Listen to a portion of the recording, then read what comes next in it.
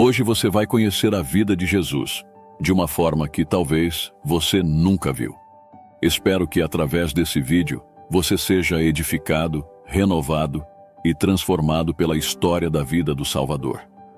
Situada entre as colinas da Galileia, a pequena cidade de Nazaré era o lar de José e Maria, que posteriormente tornaram-se os pais terrestres de Jesus. José pertencia à linhagem ou família de Davi, e quando saiu um decreto para o levantamento do censo da população, ele teve que ir a Belém, cidade de Davi, para ali registrar seu nome. Era uma jornada penosa, dadas as condições em que as viagens eram feitas na época. Maria, que acompanhava seu esposo, sentia-se extremamente fatigada ao subir a colina na qual Belém se localizava.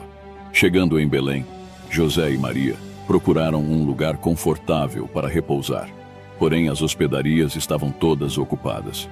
Por este motivo, tiveram que encontrar descanso em uma rude estrebaria. Ali, naquela pobre estrebaria, nasceu Jesus, o Salvador, e foi colocado em uma manjedoura. O Filho do Altíssimo, aquele cuja presença havia inundado as cortes celestiais com sua glória, repousava em um rude berço. Os sacerdotes e príncipes judeus não estavam preparados para receber Jesus. Sabiam que o Salvador viria em breve, mas esperavam que viesse como um rei poderoso que traria poder e riqueza para a nação. Eram por demais orgulhosos para aceitar o Messias como um bebê indefeso. Por isso, quando Jesus nasceu, Deus não lhes revelou o grande acontecimento, mas enviou as novas de grande alegria a alguns pastores que guardavam seus rebanhos nas colinas de Belém. Eram homens piedosos e, enquanto cuidavam das ovelhas, conversavam a respeito do Salvador prometido e oravam tão sinceramente por sua vinda, que Deus enviou-lhes brilhantes mensageiros desde o seu trono de luz, para lhes contar a respeito das boas novas. Um anjo do Senhor desceu aonde eles estavam, e a glória do Senhor brilhou ao redor deles, e ficaram tomados de grande temor. O anjo, porém, lhes disse: Não temais. Eis que vos trago boa nova de grande alegria, que o será para todo o povo. É que hoje vos nasceu, na cidade de Davi, o Salvador, que é Cristo, o Senhor. E isto vos servirá de sinal: encontrareis uma criança envolta em faixas e deitada em manjedoura. E subitamente apareceu com o anjo uma multidão da milícia celestial, louvando a Deus e dizendo: Glória a Deus nas maiores alturas, e paz na terra entre os homens, a quem ele quer bem. E ausentando-se deles os anjos para o céu, diziam os pastores uns aos outros: Vamos até Belém e vejamos os acontecimentos que o Senhor nos deu a conhecer. Foram apressadamente e acharam Maria e José e a criança deitada na manjedoura. E vendo-o, divulgaram o que lhes tinha sido dito a respeito deste menino. Todos os que ouviram se admiraram das coisas referidas pelos pastores. Maria, porém, guardava todas estas palavras, meditando-as no coração. José e Maria eram judeus e seguiam os costumes de sua nação. Quando Jesus tinha 6 semanas de idade, foi apresentado ao Senhor no Templo de Jerusalém. Essa prática estava de acordo com a lei que Deus havia dado a Israel, e Jesus devia ser obediente em tudo. Assim, o próprio Filho de Deus, o Príncipe do Céu, por seu exemplo, ensina-nos que devemos obedecer. Apenas o primogênito de cada família devia ser apresentado no templo. Essa cerimônia era para lembrar continuamente um evento que havia ocorrido em um passado distante. A criança, ao ser apresentada no templo, era tomada nos braços e erguida diante do altar. Desse modo, era solenemente dedicada a Deus. E logo que era devolvida à mãe, seu nome era registrado em um rolo, ou livro, que continha o nome de todos os primogênitos de Israel. José e Maria trouxeram Jesus ao sacerdote conforme requeria a lei. Todos os dias, pais e mães traziam seus filhos, e o sacerdote nada notou de diferente em José e Maria dos outros, que vinham dedicar seus primogênitos. Para ele, eram simplesmente gente operária. Na criança viu apenas um frágil bebê. Não podia ele imaginar que tinha nos braços o Salvador do mundo, o sumo sacerdote do templo celestial. Contudo, ele poderia ter sabido, pois se tivesse sido obediente à palavra de Deus, o Senhor o teria revelado. Naquela mesma hora, estavam no templo 2 servos fiéis de Deus, Simeão e Ana. Ambos haviam dedicado toda a vida ao serviço do Senhor, e ele lhes revelou coisas que não podiam ser reveladas aos orgulhosos e egoístas sacerdotes. A Simeão deu a promessa de que não morreria sem ver o Salvador. Assim que viu Jesus no templo, ele sabia que aquela criança era o Messias prometido. Uma luz suave e divina iluminava o rosto de Jesus, e Simeão, tomando-o nos braços, louvou a Deus dizendo: Agora, Senhor, podes despedir em paz o teu servo segundo a tua palavra, porque os meus olhos já viram a tua salvação, a qual preparaste diante de todos os povos, luz para a revelação aos gentios e para a glória do teu povo de Israel.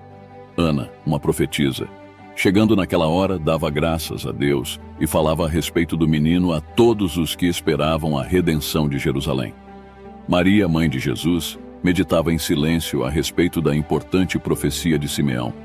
Ao olhar o menino em seus braços, lembrou-se do que os pastores de Belém haviam dito, e seu coração transbordou de gratidão e viva esperança. As palavras de Simeão trouxeram-lhe à lembrança a profecia de Isaías. Sabia que aquelas maravilhosas palavras referiam-se a Jesus. O povo que andava em trevas viu grande luz, e aos que viviam na região da sombra da morte, resplandeceu-lhes a luz. Porque um menino nos nasceu, um filho se nos deu. O governo está sobre os seus ombros, e o seu nome será Maravilhoso Conselheiro, Deus Forte, Pai da Eternidade, Príncipe da Paz. Era desejo de Deus que seu povo soubesse a respeito da vinda de seu Filho ao mundo. Os sacerdotes deviam ter ensinado o povo a esperar o Salvador. Porém, eles próprios não sabiam sobre a vinda do Messias. Por isso, Deus enviou seus anjos para anunciar aos pastores que Cristo havia nascido e onde eles poderiam encontrá-lo. Assim, quando Jesus foi apresentado no templo, havia ali pessoas que o receberam como o Salvador. Deus preservara a vida de Simeão e Ana para que tivessem o feliz privilégio de testificar que Jesus era o Messias prometido. Deus desejava que não só os judeus, mas também outros povos, soubessem que o Messias havia chegado. Em um distante país, no Oriente, habitavam homens sábios que haviam estudado as profecias sobre o Messias e acreditavam que o tempo de sua vinda era chegado. Os judeus chamavam esses homens de pagãos, todavia, eles não eram idólatras.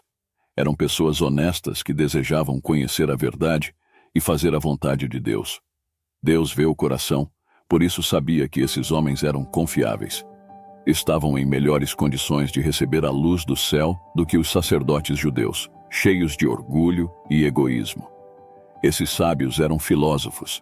Haviam estudado as obras de Deus na natureza e, através delas, aprenderam a amá-lo.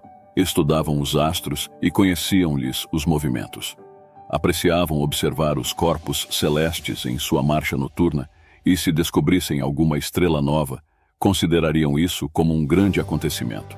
Naquela noite, quando os anjos vieram aos pastores de Belém, os magos notaram uma luz estranha no céu. Era a glória que circundava aquele grupo de anjos. Quando a luz se dissipou, viram no céu o que parecia ser uma nova estrela. Naquele momento, lembraram-se da profecia que diz: Uma estrela procederá de Jacó, de Israel subirá um cetro. Com isso, decidiram acompanhá-la e ver aonde ela os levaria. A estrela guiou-os até a Judéia. Porém, quando se aproximaram de Jerusalém, sua luz tornou-se tão tênue que não puderam mais segui-la. Supondo que os judeus pudessem indicar-lhes o caminho até o Salvador, os magos entraram em Jerusalém e perguntaram: Onde está o recém-nascido rei dos judeus?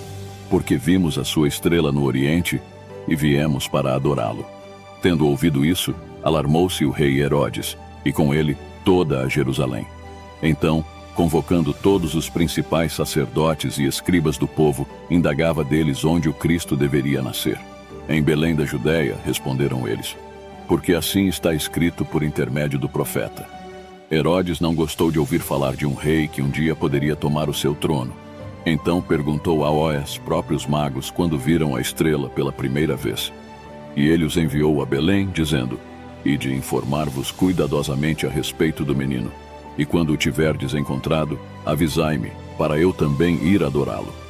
Depois de ouvirem o rei, partiram, e eis que a estrela que viram no oriente os precedia, até que chegando, parou sobre onde estava o menino. E vendo eles a estrela, alegraram-se com grande e intenso júbilo. Entrando na casa, viram o menino com Maria, sua mãe.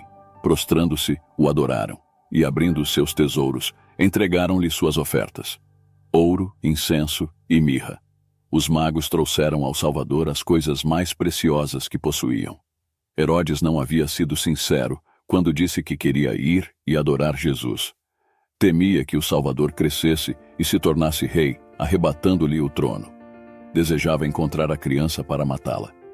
Os magos preparavam-se para voltar e contar a Herodes, mas o anjo do Senhor lhes apareceu em sonho, ordenando-lhes que voltassem ao seu país por outro caminho. Tendo eles partido, eis que apareceu um anjo do Senhor a José, em sonho, e disse: Dispõe-te, toma o menino e sua mãe, foge para o Egito e permanece lá até que eu te avise, porque Herodes há de procurar o menino para o matar. José não esperou amanhecer. Levantou-se no mesmo instante, tomou Maria e o menino, e partiu naquela noite para a longa viagem. Os magos deram valiosos presentes a Jesus, e assim Deus proveu os meios para as despesas da viagem e sua estada no Egito, até o retorno à sua própria terra. Herodes irou-se quando percebeu que os magos haviam tomado outro caminho para voltar ao seu país. Ele sabia o que Deus havia dito, através de seu profeta, a respeito da vinda de Cristo. Sabia como a estrela havia sido enviada para guiar os magos. Mesmo assim, estava decidido a matar Jesus. Em sua ira, mandou matar todos os meninos de Belém e de todos os seus arredores, de 2 anos para baixo. José e Maria permaneceram no Egito até a morte de Herodes.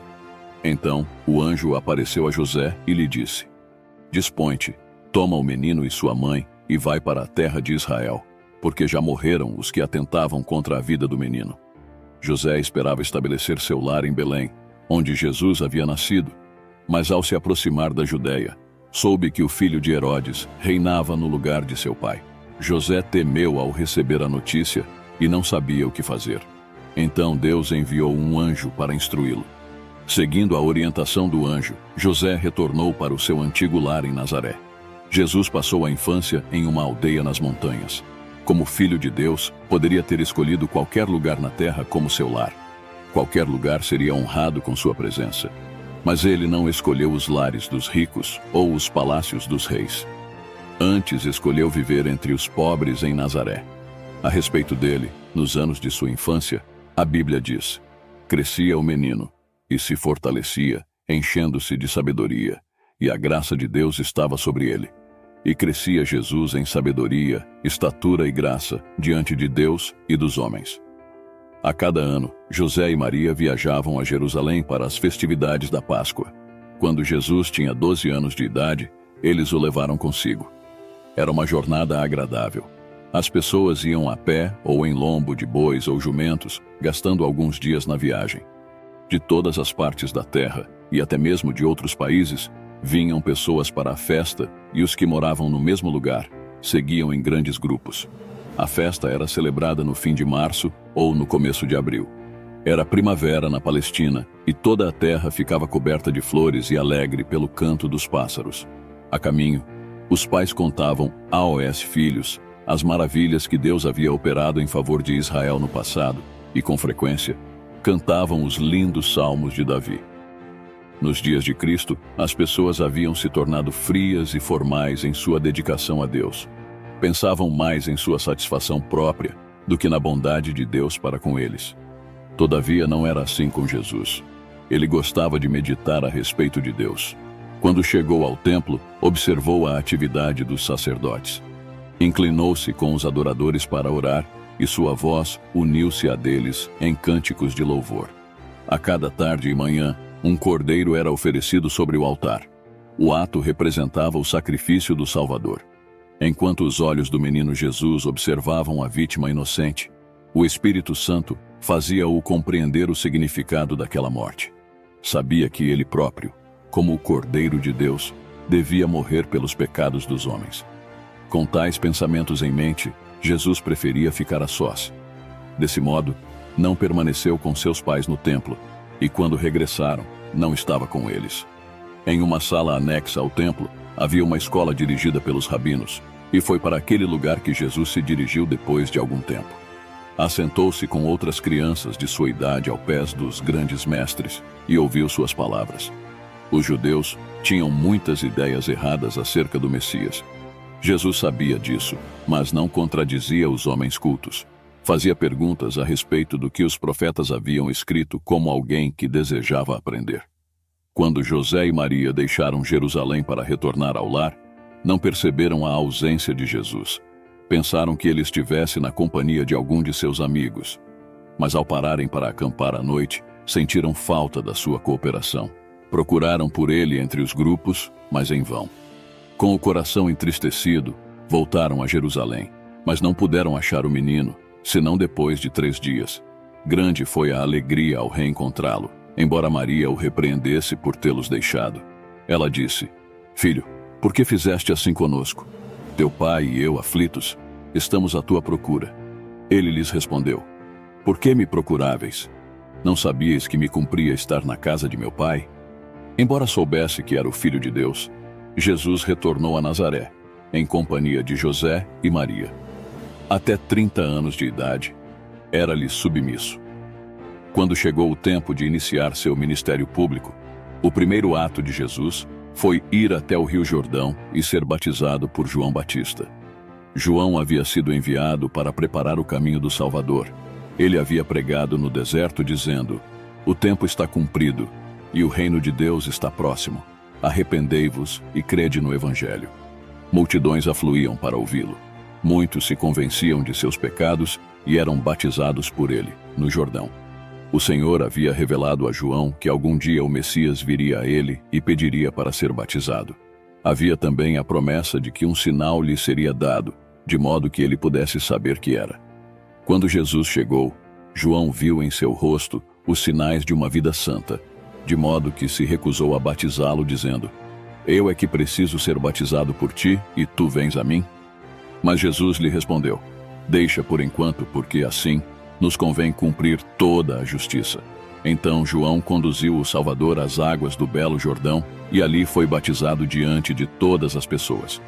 Jesus não foi batizado para mostrar arrependimento por seus próprios pecados, pois jamais pecara. Assim fez, para dar-nos o exemplo. Quando saiu da água, o céu se abriu e raios de glória refulgiram, e viu o Espírito de Deus descendo como pomba, vindo sobre ele. E do céu ouviu-se uma voz que dizia: Este é o meu Filho amado, em quem me comprazo. Após seu batismo, Jesus foi levado pelo Espírito ao deserto para ser tentado por Satanás. Ao dirigir-se para o deserto, Cristo foi conduzido pelo Espírito de Deus. Ele não convidava a tentação. Queria estar a sós a fim de meditar sobre sua obra e missão.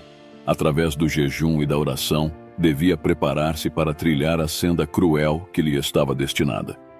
Como Satanás sabia onde o Salvador podia ser encontrado, para lá se dirigiu com o intuito de tentá-lo. No momento em que Jesus estava lutando com os mais duros padecimentos provocados pela fome, Satanás lhe disse: Se és filho de Deus, manda que estas pedras se transformem em pães. Como o Salvador viera para viver como nosso exemplo, deveria suportar o sofrimento como nós precisamos suportar. Não deveria operar nenhum milagre para beneficiar a si próprio. Seus milagres deveriam ser somente em favor dos outros. A essa intimação de Satanás, Jesus respondeu: Está escrito, não só de pão viverá o homem, mas de toda palavra que procede da boca de Deus. Desse modo, ele mostrou que obedecer à palavra de Deus é mais importante que conseguir o alimento material. Aqueles que obedecem aos preceitos de Deus têm a promessa de ter todas as suas necessidades supridas na vida presente e também na vida futura. Satanás não conseguiu derrotar Cristo na primeira grande tentação. Ele então conduziu Jesus ao pináculo do templo de Jerusalém e disse: Se és filho de Deus, atira-te abaixo, porque está escrito: Aos seus anjos ordenará a teu respeito. Eles te susterão nas suas mãos, para não tropeçares na alguma pedra. Aqui, Satanás seguiu o exemplo de Cristo, citando as Escrituras. Mas a promessa não é para aqueles que voluntariamente se aventuram no perigo. Deus não havia ordenado que Jesus se atirasse do pináculo, e ele não o faria para satisfazer a Satanás. Por isso replicou: também está escrito: não tentarás o Senhor teu Deus. Satanás então apareceu como realmente era, o príncipe dos poderes das trevas. Levou Jesus ao cume de uma montanha elevada e mostrou-lhe todos os reinos do mundo. A luz do sol iluminava esplêndidas cidades, palácios de mármore, campos frutíferos e vinhedos. Satanás disse: tudo isto te darei, se prostrado me adorares. Por um momento Jesus contemplou a cena e então voltou-lhe as costas. Satanás havia apresentado o que o mundo tem de mais atraente, mas o olhar do Salvador captou além da beleza exterior. Ele viu o mundo em sua miséria e pecado, afastado de Deus. Toda essa miséria era resultado de o homem ter se afastado do Criador para cultuar Satanás. O coração de Jesus desejava ardentemente resgatar o que se havia perdido. Desejava devolver ao mundo mais do que a beleza edênica. Deseja colocar o homem em uma posição de vantagem com Deus. Por amor pelos pecadores, ele resistia à tentação. Deveria ser um vencedor para que eles pudessem vencer, para que pudessem ser iguais aos anjos e dignos de ser reconhecidos como filhos de Deus. A essa oferta, Jesus respondeu: retira-te, Satanás, porque está escrito: ao Senhor teu Deus adorarás e só a ele darás culto. Do deserto, Cristo retornou ao Jordão onde João Batista pregava. Naquele tempo, homens foram enviados pelos líderes de Jerusalém para questioná-lo sobre a autoridade com que ensinava e batizava o povo. Perguntaram-lhe se ele era o Messias ou Elias, ou aquele profeta, referindo-se a Moisés. A todas essas perguntas, João respondia: não sou. Então disseram: declara-nos quem és, para que demos resposta àqueles que nos enviaram. João respondeu: eu sou a voz do que clama no deserto. Endireitai o caminho do Senhor, como disse o profeta Isaías. Nos tempos antigos, quando um rei viajava de uma região para outra em seu país, os trabalhadores eram enviados adiante de sua comitiva para preparar as estradas. Deviam cortar as árvores, retirar as pedras e tapar os buracos, de modo que o caminho pudesse estar aplanado para o rei. Assim, quando Jesus, o rei da corte celestial, estava para vir, João Batista foi enviado a preparar o caminho, anunciando-o ao povo e chamando-o ao arrependimento de seus pecados. Enquanto João respondia aos mensageiros de Jerusalém, ele viu Jesus em pé, à margem do rio. Com o rosto radiante, apontou para ele e disse: no meio de vós está quem vós não conheceis, o qual vem após mim, do qual não sou digno de desatar-lhe as correias das sandálias. O povo ficou grandemente comovido. O Messias estava entre eles.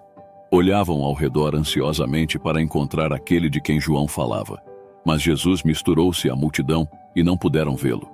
No dia seguinte, João viu Jesus outra vez e, apontando para ele, exclamou: eis o Cordeiro de Deus, que tira o pecado do mundo. Então João falou a respeito do sinal que vira por ocasião do batismo de Cristo. Vi o Espírito descer do céu como pomba e pousar sobre ele.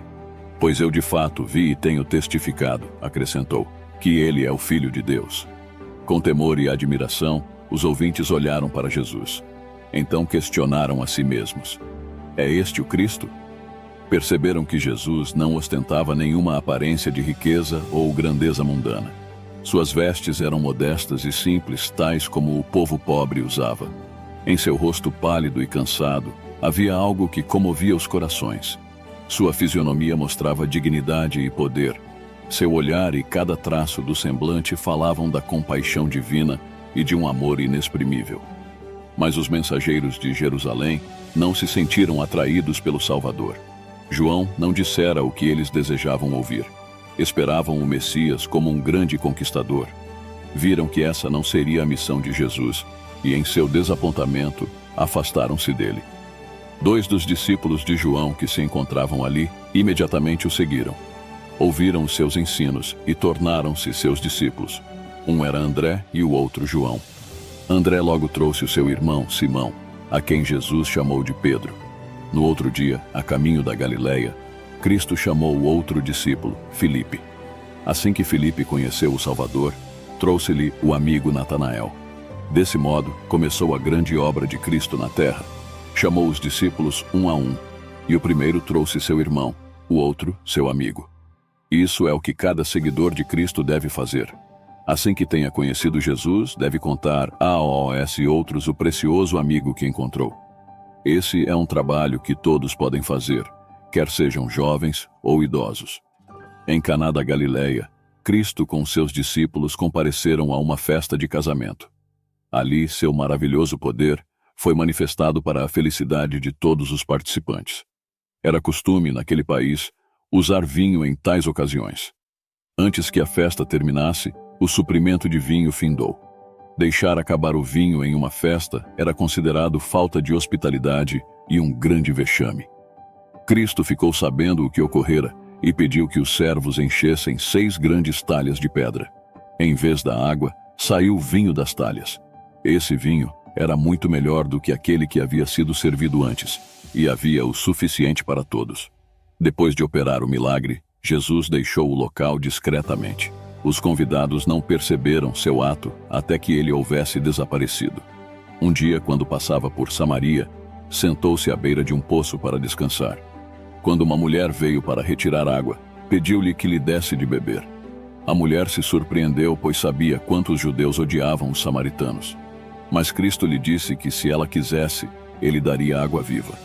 A essa declaração, ela se surpreendeu mais ainda.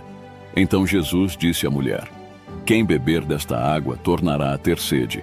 Aquele, porém, que beber da água que eu lhe der, nunca mais terá sede. Pelo contrário, a água que eu lhe der será nele uma fonte a jorrar para a vida eterna." A água viva simboliza o Espírito Santo. Como o viajante sedento necessita de água para beber, assim precisamos do Espírito de Deus em nosso coração. Aquele que beber dessa água jamais terá sede. Durante seu ministério, Jesus visitou 2 vezes seu antigo lar em Nazaré. Em sua primeira visita, foi à sinagoga em um sábado. Ali leu a profecia de Isaías sobre a obra do Messias, como ele devia pregar as boas novas aos pobres, confortar os abatidos, dar visão aos cegos e curar os enfermos. Então disse às pessoas que tudo aquilo havia se cumprido naquele dia. Esse era o trabalho que ele mesmo estava fazendo. Após a declaração de Jesus, os que ouviram recordaram como Jesus havia vivido entre eles como um carpinteiro. Com frequência, viam-no na oficina com José.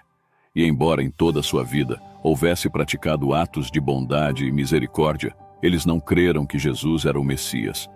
Dando lugar a pensamentos como esses, abriram caminho para Satanás controlar sua mente e então se iraram contra o Salvador. Clamaram contra ele e decidiram tirar-lhe a vida. Empurraram-no para diante, dispostos a lançá-lo de um penhasco. Mas os santos anjos estavam próximos para protegê-lo.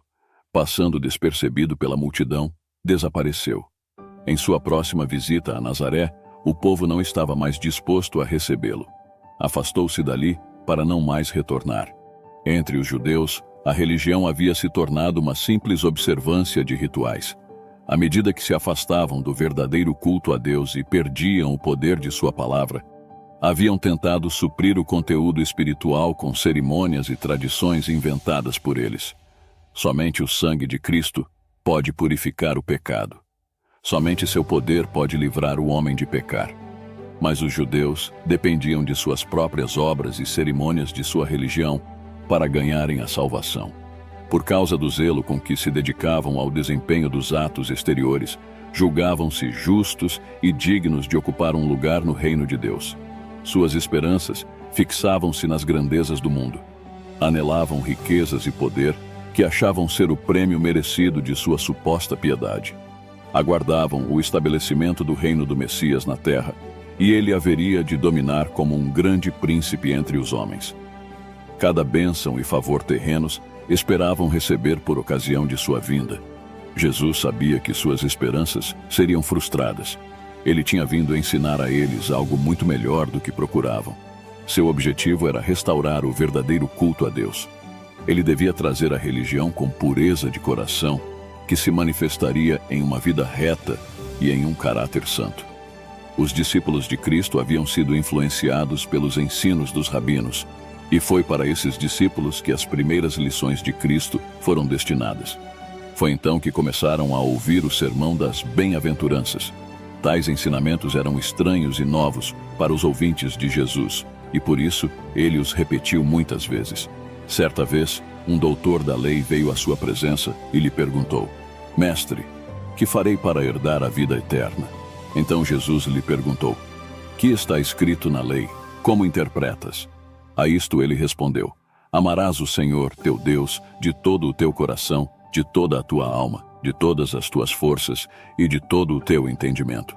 E amarás o teu próximo como a ti mesmo. Em vez de arrepender-se, porém, buscou uma escusa para seu egoísmo. Ele, porém, querendo justificar-se, perguntou a Jesus: Quem é o meu próximo? Sacerdotes e rabinos, com frequência, discutiam sobre esse assunto. Não consideravam os pobres e os ignorantes como seu próximo e nem lhes dispensava bondade. Jesus não participou de suas discussões, mas respondeu com uma história que havia acontecido há algum tempo. Jesus conta a história do bom samaritano. Jesus ensinou que qualquer pessoa que precisar de ajuda é nosso próximo. Devemos tratá-lo como gostaríamos de ser tratados. Jesus guardou o sábado e ensinou seus discípulos a guardá-lo. Ele sabia como o dia de repouso devia ser observado, pois ele mesmo o santificara. Os mestres judeus haviam criado muitas regras a respeito de como guardar o sábado e queriam que todos obedecessem a elas. Assim, vigiavam Jesus para ver se ele as cumpriria. Um sábado, quando Cristo e os discípulos voltavam da sinagoga, atravessaram um campo de cereais. Já era tarde e eles estavam com fome. Por isso, colheram algumas espigas e comeram os grãos. Em qualquer outro dia, era permitido colher e comer do fruto da terra, mas jamais no sábado. Os inimigos de Cristo viram o que os discípulos fizeram e disseram a Jesus: Eis que os teus discípulos fazem o que não é lícito fazer em dia de sábado. Jesus, porém, defendeu seus discípulos. Lembrou seus acusadores que Davi, quando teve necessidade, comeu os pães da proposição do tabernáculo e deu também a seus famintos seguidores. Se foi direito a Davi, quando faminto, comer os pães sagrados, não seria direito a discípulos colher os grãos nas horas sagradas porque estavam com fome? O sábado não foi feito para ser um fardo às pessoas, mas para o bem delas e para dar-lhes paz e repouso. Por isso Jesus disse: O sábado foi estabelecido por causa do homem e não o homem por causa do sábado. Aos que o acusaram de abolir a lei, respondeu: Não penseis que vim revogar a lei ou os profetas. Não vim para revogar, vim para cumprir. Cumprir significa guardar ou praticar. Desse modo, quando Jesus veio a João Batista para ser batizado, disse: Nos convém cumprir toda a justiça. Cumprir a lei é obedecer perfeitamente a ela. Em muitas ocasiões, os judeus acusaram Jesus de transgredir o sábado. Muitas vezes tentaram matá-lo porque ele não o guardava de acordo com as tradições judaicas. Porém, isso não o afetava. Ele guardava o sábado como Deus desejava.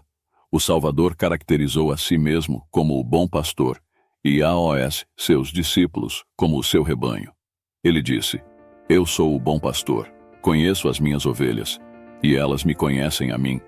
Enquanto Jesus esteve na terra, mostrou, através de seus milagres, poder para salvar até os que haviam ido longe demais.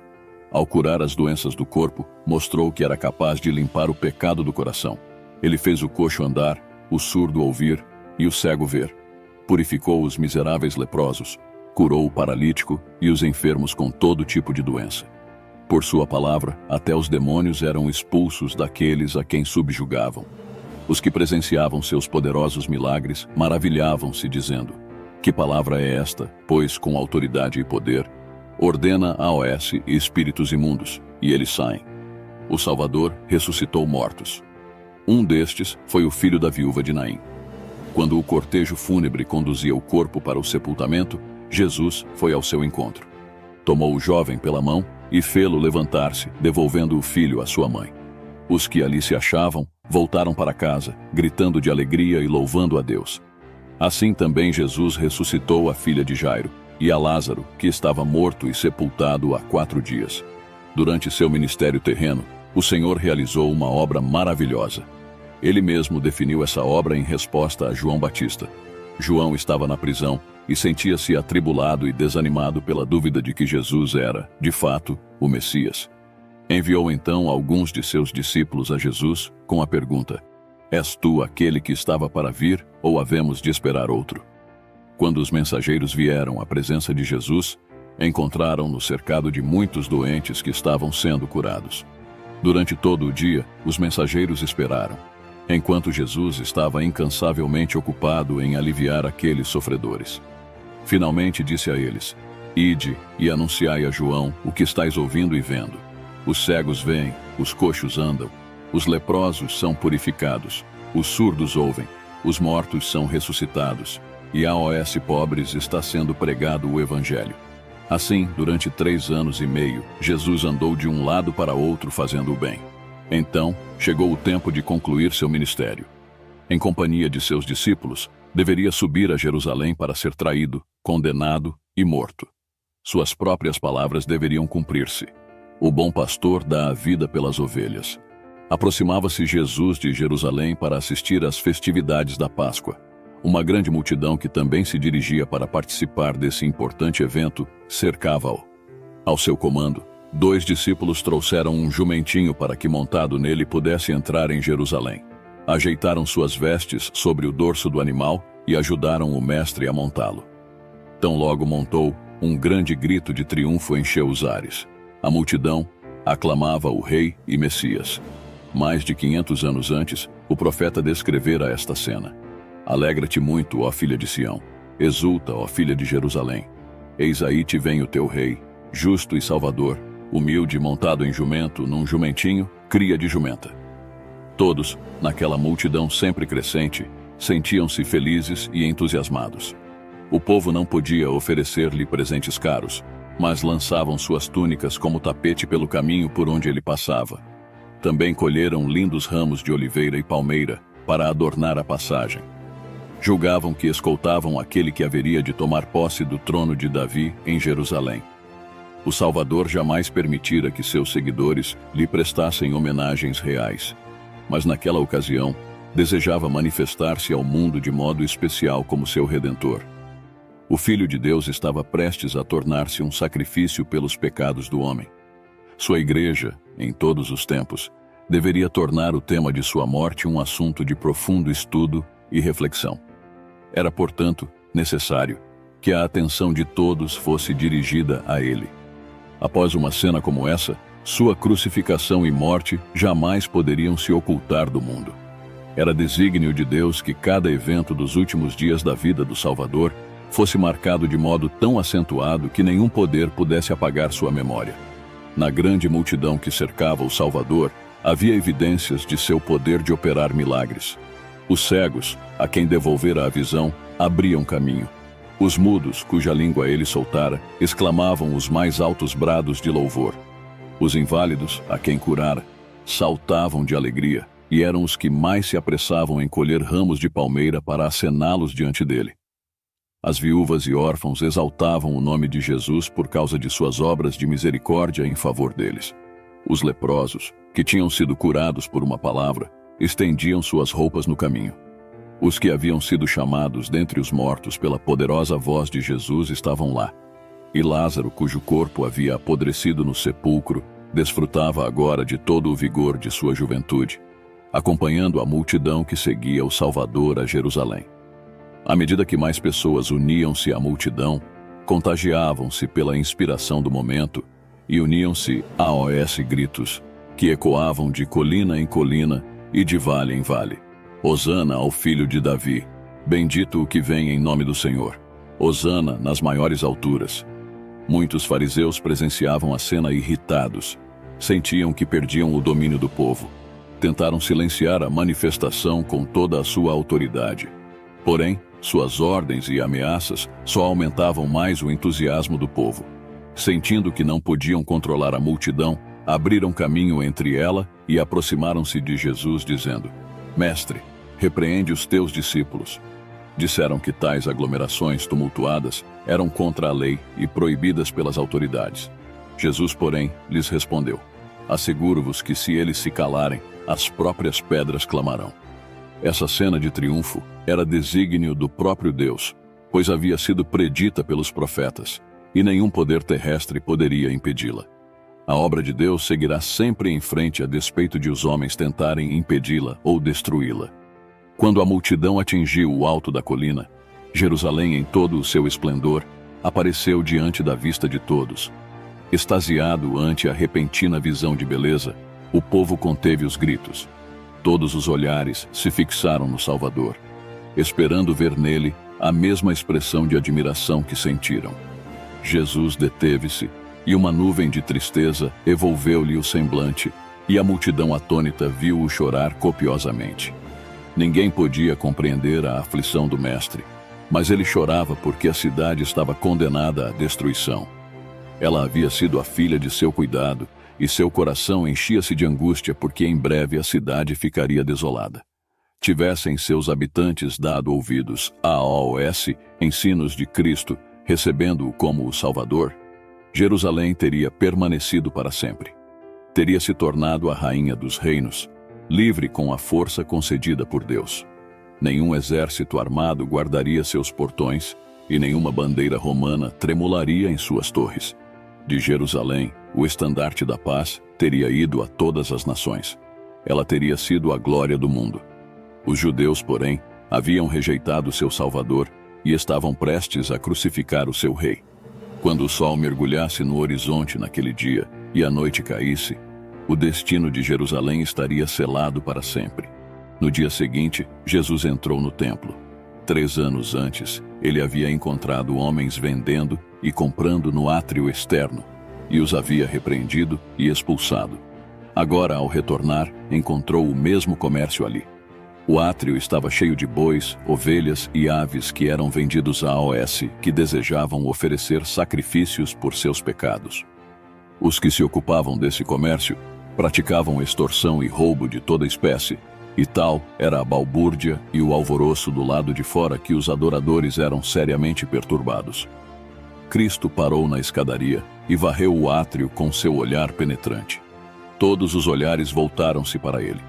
O vozerio das pessoas e o mugido dos animais cessaram. Todos olhavam o Filho de Deus atônitos e temerosos. Naquele instante, a divindade irrompeu através da humanidade e deu a Jesus um poder e glória que jamais se manifestara nele antes. O silêncio tornou-se quase insuportável. Finalmente, ele disse em voz clara e com tal poder que sacudiu as pessoas como uma violenta tempestade: Está escrito, a minha casa será casa de oração. Mas vós a transformastes em covil de salteadores. Que quadro diferente encontraram os principais e sacerdotes ao voltar cautelosamente para o templo. Homens, mulheres e crianças erguiam a voz em louvor a Deus. Viram os doentes curados, os cegos com a visão restaurada, surdos ouvindo e os coxos saltando de alegria. As crianças tomavam a frente nas expressões de louvor. Repetindo os cânticos do dia anterior, acenavam os ramos de palmeira em homenagem a Jesus.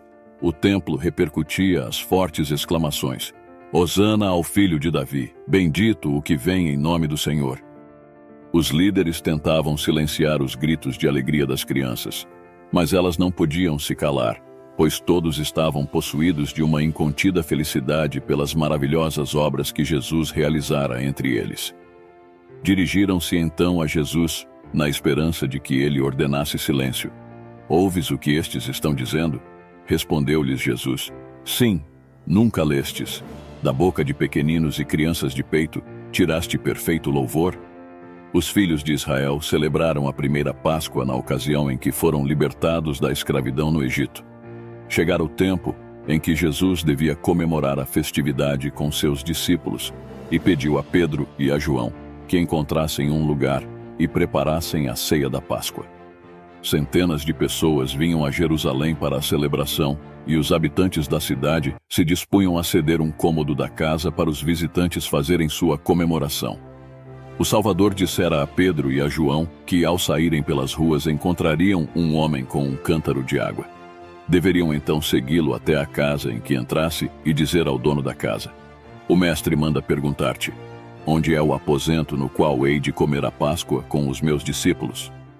Esse homem deveria então mostrar-lhes uma sala espaçosa no andar superior da casa, provida com tudo de que precisavam, e ali deveriam preparar a ceia pascal.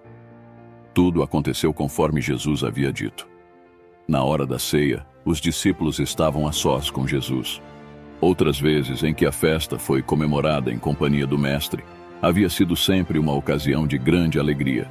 Agora, porém, Jesus estava com o espírito atribulado. Finalmente, disse-lhes com a voz embargada pela tristeza: "Tenho desejado ansiosamente comer convosco esta Páscoa antes do meu sofrimento." Tomando da mesa um cálice de vinho não fermentado, disse: "Recebei e reparti entre vós, pois vos digo que, de agora em diante, não mais beberei do fruto da videira, até que venha o reino de Deus." Era a última vez que Jesus celebrava a Páscoa com seus discípulos.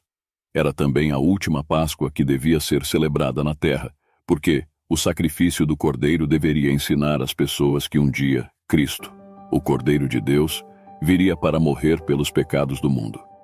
Assim, com sua morte, não haveria mais necessidade de imolar o Cordeiro quando seu sacrifício estivesse consumado. Durante a celebração pascal, passava em sua mente as cenas de seu último e grande sacrifício. Encontrava-se agora à sombra da cruz e a dor torturava-lhe o coração. Viu diante de si toda a angústia que devia sofrer. Conhecia a ingratidão e a crueldade que lhes mostrariam aqueles a quem viera salvar. Contudo, não se preocupava com seu próprio sofrimento, e sim com os que o rejeitariam como Salvador, perdendo a vida eterna. Seus discípulos, no entanto, eram a sua maior preocupação, pois quando não mais estivesse com eles, seriam deixados a lutar sozinhos no mundo. Tinha tantas coisas para lhes dizer que serviriam de alento ao seu coração quando não mais estivesse na companhia deles, e desejava falar sobre isso naquele último encontro, antes de sua morte. Mas nada pôde dizer, pois eles não estavam preparados para ouvir. Tinha havido contenda entre eles e ainda abrigavam o pensamento de que em breve Jesus seria proclamado rei, e que cada um deles ocuparia posições de honra em seu reino. Assim, eram hostis e ciumentos uns com os outros. Havia ainda outro problema. Em uma festa, o servo devia lavar os pés dos convidados e, naquela ocasião, fizeram os preparativos para isso. Ali estavam o vaso de água, a bacia e a toalha prontos para o lava-pés, mas não havia servo. Os discípulos, portanto, deviam fazer a parte do servo. Em seu coração, os discípulos não queriam fazer o papel de servo de seus irmãos. Não estavam dispostos a lavar-lhes os pés. Desse modo, tomaram seus lugares à mesa em silêncio. Jesus esperou para ver o que eles fariam.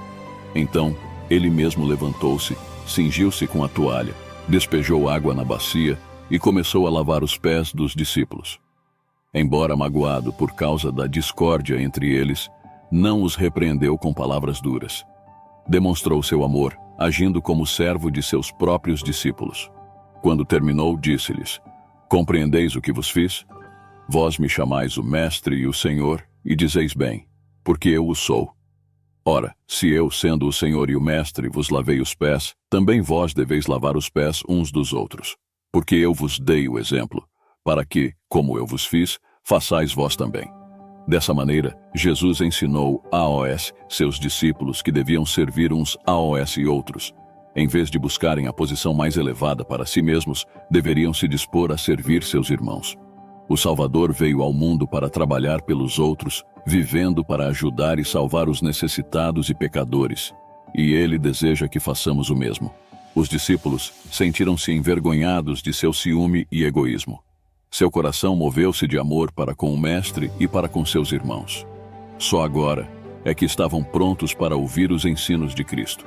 Estando todos em silêncio à mesa, Jesus tomou o pão e, tendo dado graças, partiu-o e entregou-o aos discípulos, dizendo: "Isto é o meu corpo oferecido por vós. Fazei isto em memória de mim." O pão e o vinho representam o corpo e o sangue de Jesus. Assim como o pão foi partido e o vinho tomado, o corpo de Jesus foi partido e seu sangue derramado por nós. Comendo o pão e bebendo o vinho, demonstramos que cremos neste fato. mostramos que nos arrependemos de nossos pecados e que aceitamos a Cristo como nosso Salvador.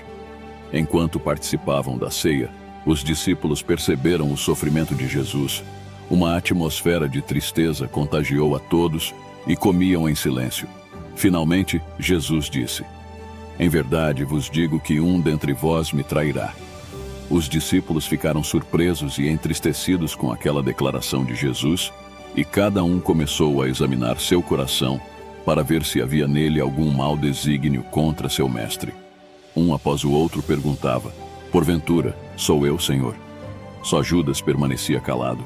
Isso fez com que todos os olhares se voltassem para ele. Percebendo que estava sendo observado, também perguntou: "Acaso, sou eu, mestre?" Jesus lhe respondeu em tom solene: "Tu o disseste." Jesus havia lavado os pés de Judas, mas isso não fez com que amasse o mestre mais do que antes. Ficou aborrecido porque Cristo havia feito o trabalho de um servo. Agora ele sabia que Jesus não seria rei, e isso fez com que ficasse mais determinado a traí-lo. Ao perceber que seu intento havia sido descoberto, não teve medo. Levantou-se zangado e rapidamente deixou a sala para realizar seu plano perverso.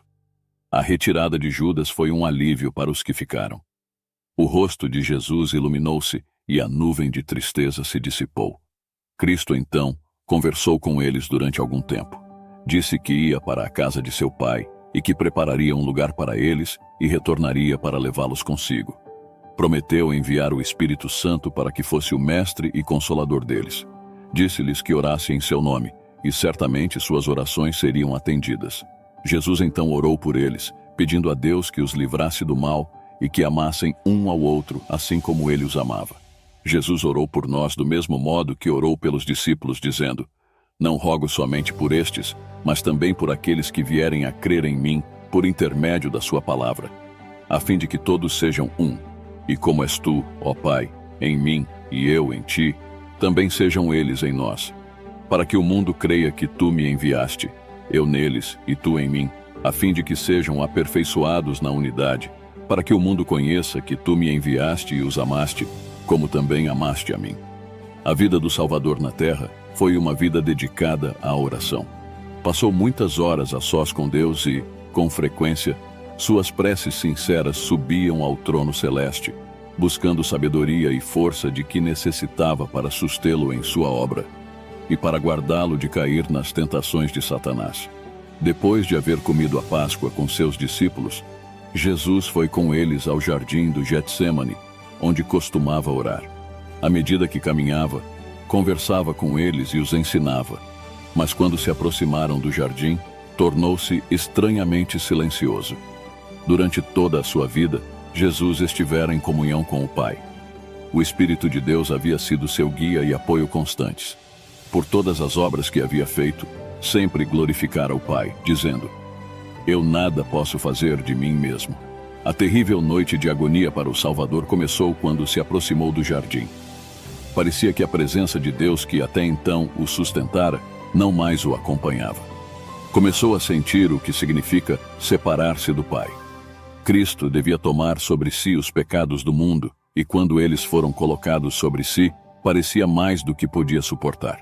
A culpa do pecado era tão terrível que foi tentado a pensar que Deus não mais o amava. Quando sentiu a enorme aversão de Deus ao pecado, deixou escapar essas palavras: "A minha alma está profundamente triste até a morte."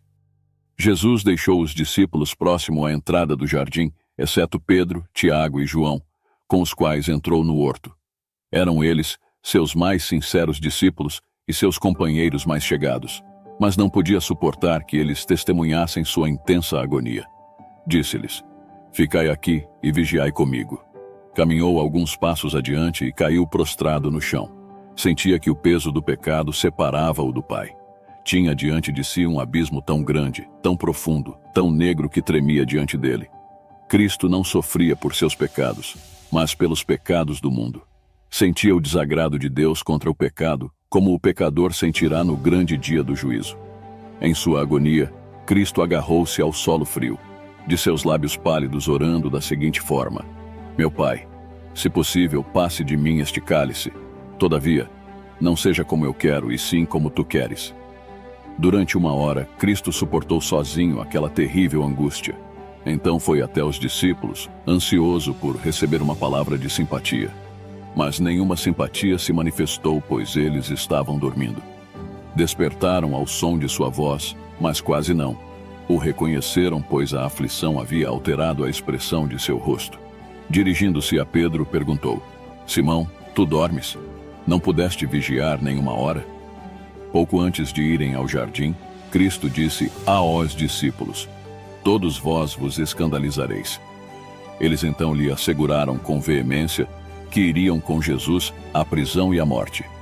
E o pobre e autossuficiente Pedro, cheio de confiança, acrescentou: Ainda que todos se escandalizem, eu jamais. Mas os discípulos confiavam em si mesmos. Não olharam para o poderoso ajudador como Cristo lhes aconselhara a fazer. E quando ele se encontrava na hora de maior necessidade, precisando de sua simpatia e orações, eles dormiram. Até Pedro dormia. E João, o discípulo amado que costumava se reclinar no peito de Jesus, também dormia. Seguramente a afeição que João sentia pelo Mestre deveria mantê-lo acordado. Suas orações mais fervorosas deveriam ter se unido às do Mestre naquele momento de extrema aflição. O Redentor passara noites inteiras orando por seus discípulos para que sua fé não vacilasse na hora da provação. Mas eles não puderam vigiar pelo Mestre 1 hora sequer. Se Jesus tivesse agora perguntado a Tiago e a João: Podeis vós beber o cálice que eu bebo ou receber o batismo com que eu sou batizado? Eles não teriam respondido tão prontamente: Sim, podemos. O coração do Salvador encheu-se de compaixão e simpatia diante da fraqueza de seus discípulos. Temia que eles não suportassem a prova que seu sofrimento e morte lhes traria. Ele, entretanto, não os reprovou por causa de suas fraquezas. Pensou nas provas que teriam diante de si e disse: Vigiai e orai, para que não entreis em tentação. Com bondade, desculpou-lhes a falta cometida para com ele, dizendo: O espírito, na verdade, está pronto, mas a carne é fraca. Que exemplo de ternura e piedoso amor o Salvador nos deu! Outra vez, uma angústia insuportável apossou-se dele. Exausto e no limite de suas forças, cambaleou de volta ao local onde antes havia orado e suplicou ao céu: Meu Pai, se não é possível passar de mim este cálice sem que eu o beba, faça-se a tua vontade. A agonia provocada por essa oração fez com que gotas de sangue fluíssem de seus poros. Outra vez buscou os discípulos, desejando encontrar conforto e simpatia, e novamente achou-os dormindo. Pela terceira vez buscou o lugar da oração. Terror e trevas profundas invadiram-lhe a alma, pois não sentiu a presença de seu Pai. Sem isso, temia que, em sua natureza humana, não poderia resistir o duro teste.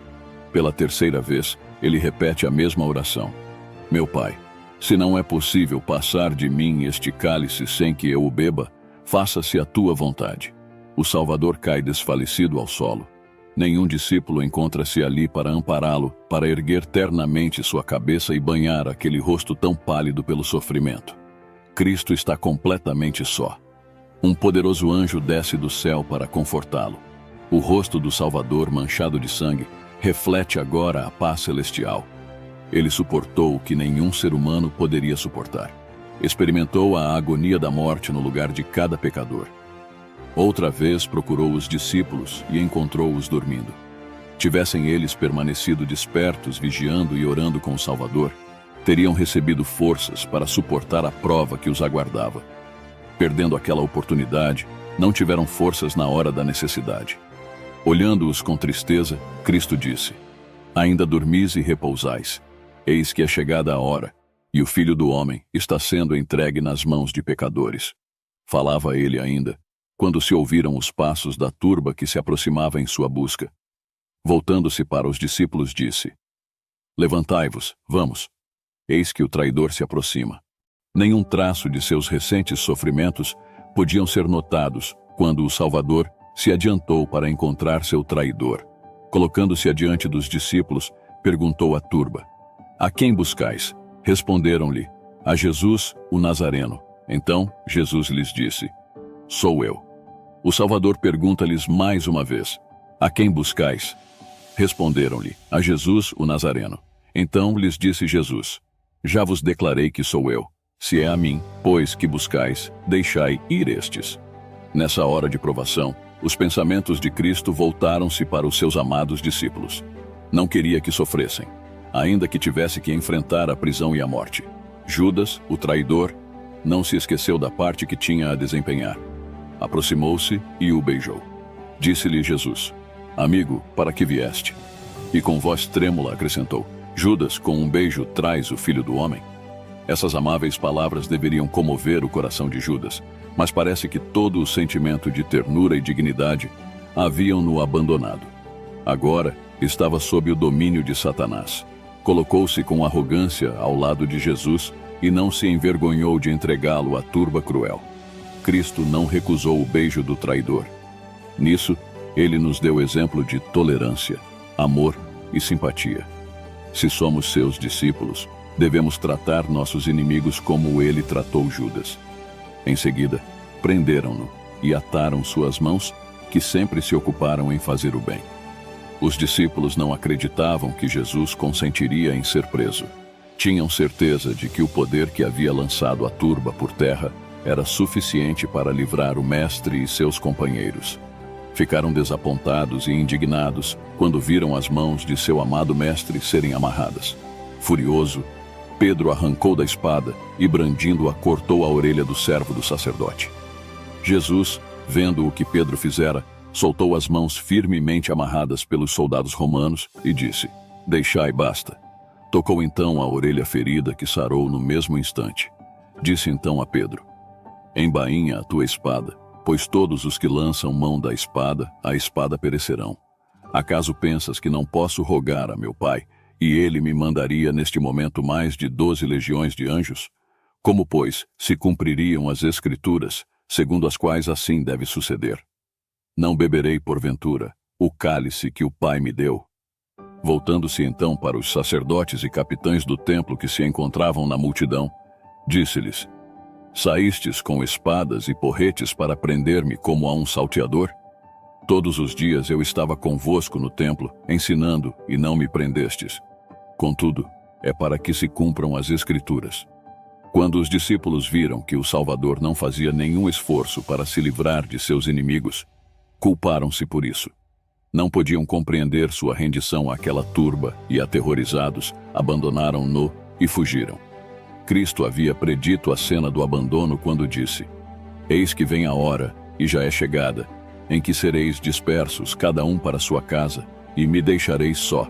Contudo, não estou só, porque o Pai está comigo. Jesus foi levado do jardim do Getsêmani, cercado pela turba que o vaiava. Movia-se com dificuldade, pois suas mãos estavam fortemente atadas, e os soldados guardavam-no bem de perto. Primeiro foi levado à casa de Anás, o antigo sumo sacerdote, cujo cargo havia sido ocupado por seu genro, Caifás.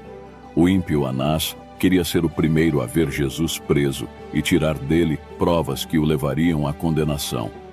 Com essa intenção, interrogou o Salvador em relação a AOS, seus discípulos e ensinamentos. Cristo respondeu: Eu tenho falado francamente ao mundo, ensinei continuamente tanto nas sinagogas como no templo, onde todos os judeus se reúnem, e nada disse em oculto. Então, voltando-se para o que o interrogava, disse: Por que me interrogas? Pergunta a AOS que ouviram. Os próprios sacerdotes tinham enviado espiões para observar Cristo e relatar cada palavra que dizia. Através deles, sabiam tudo o que Cristo ensinava e fazia em cada reunião. Os espiões tentavam apanhá-lo em suas próprias palavras, para que, desse modo, pudessem condená-lo. Por isso o Salvador disse: Pergunta aos que ouviram. Dirigi-vos aos vossos espiões. Eles ouviram o que eu disse e podem contar-vos a respeito dos meus ensinos. As palavras de Jesus foram tão penetrantes e diretas que o sacerdote sentiu que o seu prisioneiro conhecia suas intenções. Um dos servos de Anás, porém, sentindo que seu mestre não havia sido tratado com o devido respeito, bateu no rosto de Jesus, dizendo: É assim que falas ao sumo sacerdote? Replicou-lhe Jesus: Se falei mal, dá testemunho do mal, mas se falei bem, por que me feres? Jesus poderia ter convocado legiões de anjos celestes para vir em seu auxílio, mas era parte de sua missão suportar, em sua humanidade, todas as ofensas e insultos que os homens pudessem acumular sobre ele. Da casa de Anás, o Salvador foi levado ao palácio de Caifás. Ele deveria ser interrogado pelo Sinédrio e, enquanto seus membros eram convocados, Anás e Caifás o questionaram outra vez, mas não obtiveram vantagem sobre ele. Quando os membros do Sinédrio estavam reunidos, Caifás tomou seu lugar de presidente, ladeado pelos juízes. Diante deles, os soldados romanos guardavam o Salvador. Atrás deles encontrava-se a turba acusadora. Caifás então ordenou que Jesus operasse um de seus milagres diante de todos. Mas o Salvador, permanecendo em silêncio, não deu nenhum sinal de que tinha ouvido uma palavra sequer. Naquela época, os judeus estavam sob o domínio dos romanos e não eram autorizados a condenar ninguém à morte. O Sinédrio apenas examinava o prisioneiro e então transferia o julgamento para ser ratificado pelas autoridades romanas. Para cumprir seu ímpio propósito, deveriam encontrar alguma acusação contra o Salvador que fosse considerada como um ato criminoso pelo governador romano. Podiam assegurar que tinham suficientes evidências de que Cristo havia falado contra muitas tradições e ordenanças judaicas. Era fácil provar que ele havia denunciado sacerdotes e escribas, chamando-os de hipócritas e assassinos. Mas isso não seria motivo de condenação perante os romanos, pois eles mesmos odiavam a hipocrisia dos fariseus. Muitas acusações foram apresentadas contra Jesus, mas ou as testemunhas não estavam de acordo, ou os depoimentos eram de tal natureza que não seriam aceitos pelos romanos. Tentaram fazê-lo falar em resposta às acusações, mas ele parecia não ouvi-los. O silêncio de Cristo naquele momento já havia sido descrito pelo profeta Isaías. Ele foi oprimido e humilhado, mas não abriu a boca. Como cordeiro, foi levado ao matadouro, e como ovelha muda perante os seus tosquiadores, ele não abriu a boca. Os sacerdotes começaram a temer que não conseguiriam nenhuma prova convincente que pudesse levar Cristo à presença de Pilatos. Sentiam que uma última tentativa precisava ser feita. O sumo sacerdote apontou a mão para o céu e dirigiu-se a Jesus em forma de solene juramento. Eu te conjuro pelo Deus vivo, que nos digas se tu és o Cristo, o Filho de Deus. O Salvador jamais negou sua missão ou seu relacionamento com o Pai. Podia calar-se diante de um insulto, mas sempre falava aberta e decididamente quando sua obra ou filiação divina eram questionadas. Todo ouvido inclinou-se para ouvir e todo olhar fixou-se nele, quando respondeu: Tu o disseste. Segundo o costume da época, responder daquele modo significava sim ou é tal qual disseste. Essa era a maneira de responder de modo mais enfático a uma resposta afirmativa. Uma luz celestial pareceu iluminar-lhe o rosto pálido quando acrescentou: Entretanto, eu vos declaro que desde agora vereis o Filho do Homem assentado à direita do Todo-Poderoso e vindo sobre as nuvens do céu. Nessa declaração, o Salvador apresentou o reverso da cena que ali se desenrolava, apontando-lhes um tempo em que ele ocupará a posição de supremo juiz do céu e da terra. Então estará assentado no trono do Pai, e de suas sentenças não haverá apelação. Diante de seus ouvintes, trouxe uma visão daquele dia, quando, ao invés de sofrer abusos e escárnios da turba desordeira, virá nas nuvens do céu com poder e grande glória. Legiões de anjos o escoltarão, e então pronunciará a sentença contra seus inimigos, achando-se entre eles a mesma turba que o acusava.